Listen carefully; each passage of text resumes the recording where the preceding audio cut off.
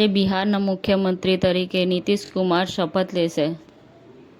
Delhi river cruise કેન્દ્રીય મંત્રી Sonowal LG સક્સેનાએ યમુના બોટ ટૂરિઝમ પ્રોજેક્ટની પ્રગતિની સમીક્ષા કરી.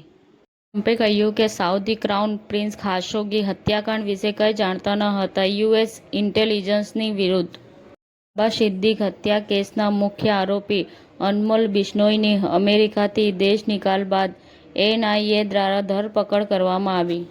યુએસ હાઉસ અને સેનેટ એપ્સ્ટાઇન ફાઇલોને મુક્ત કરવાની ફરજ પાડવા માટે બિલ પસાર કર્યું. ટ્રમ્પની સંપત્તિ બાકી છે.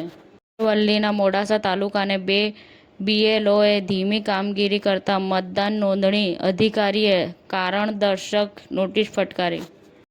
યુક્રેન આવતા મહિને સ્થિર સંપત્તિ પર ઈયુ તરફથી રાજકીય નિર્ણય લેવા માટે દબાણ કરે છે.